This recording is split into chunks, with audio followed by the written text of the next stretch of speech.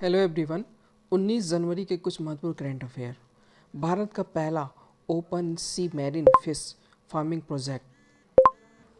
भारत में open sea marine fish farming project शुरू किया है जो वैज्ञानिक शोध और समुद्री कृषि तकनीक का उपयोग करेगा।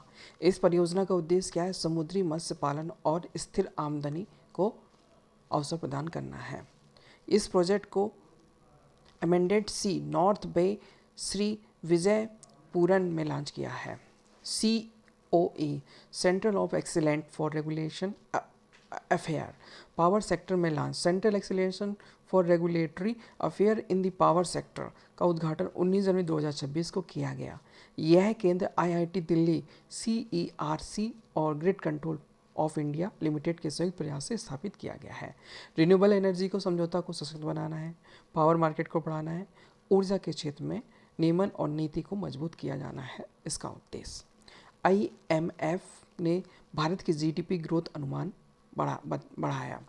अंतर्राष्ट्रीय मुद्रा कोष ने भारत के फाइनेंशियल ईयर 25-26 के GDP विकास दर 7.3 तक बढ़ाया है। IMF में संशोधन वैश्विक और भारतीय अर्थव्यवस्था में मजबूत आर्थिक गतिशीलता को देखते हुए किया है। पिछली वृद्धि के अनुमान लगाया कि भारत का वैश्विक विकास इंजन के रूप में उज्ज्वल दिखती है। कोक बोर्ड डे यानी त्रिपुरा भाषा का दिवस। 19 जनवरी को त्रिपुरा में जो भाषा है उसका दिवस मनाया जाता है। यह भाषा सांस्कृतिक संरक्षण और उसके महत्व को बढ़ावा देने वाला दिवस है। इस देश राज्यों की भाषा समृद्धि कार्यक्रम का साहित्यिक आयोजन होते हैं। विश्व आर्थिक मंचन देवोस 2026 की शुरुआत। 56वां वर्ल्ड इकोनॉमी फोरम WEF सम्मेलन 19 से 23 जनवरी 2026 को देवोस स्विट्जरलैंड में आयोजित किया गया। इस बैठक का वैश्विक नेताओं और नीति निर्माता, उद्योग प्रमुख, आर्थिक सहयोग और विकास, नवाचार और वैश्विक चुनौतियों पर चर्चा की गई। सम्मेलन बोर्ड ऑफ पीस की बैठक का महत्व की बहस भी शामिल हुई है। स्टॉक मार्केट कुछ भारत में CG पावर कंपनी के शेयर में 8% से अधिक उछाल देखा गया है। तेजी से कारण US में डेटा सेंट्रल ऑर्डर लगभग 9,000 करोड़ माना गया है। निवेशक को भरोसा बढ़ा है और शेयर मार्केट सकारात्मक दिखा है। CG power. मौसम 19 जनवरी को विशेषकर दिल्ली NCR में कुछ यहाँ में बहुत ही ज़्यादा ठंड और कोहरे का असर दिखा। कुछ महत्वपूर्ण हाईलाइट। वैश्विक रोजगार।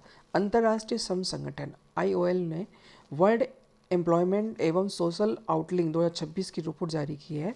इसके अनुसार 2026 में वैश्विक बेरोजगारी दर में मामूली वृद्धि होकर 5.2 तक पहुंचने का अनुमान लगाया गया है। International labour organisation.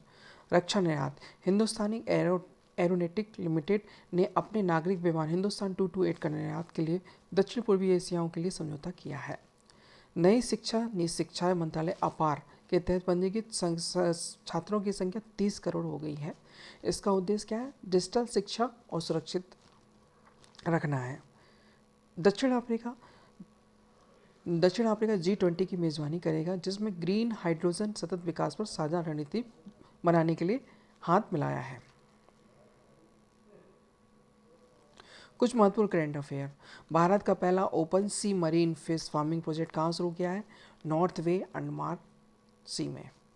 Central of excellent of regulatory affair of power sector किसके सहयोग से स्थापित हुआ है? IIT Delhi, CERC great India के द्वारा।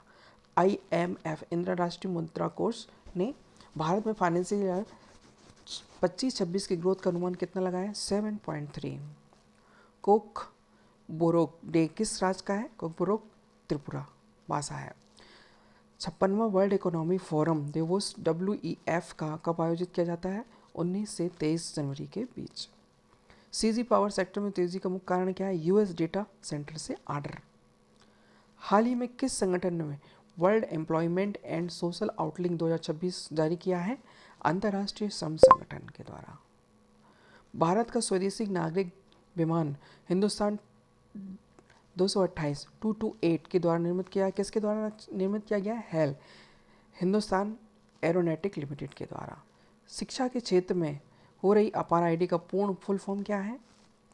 Automated permanent academic account registry.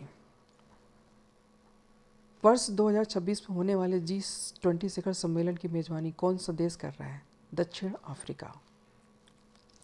हाल ही में भारतीय वैज्ञानिक ने प्लास्टिक को नष्ट करने वाला बैक्टीरिया की खोज कहाँ की गई है? अटलांटिका में। Thank you. Please like and subscribe my channel and support me.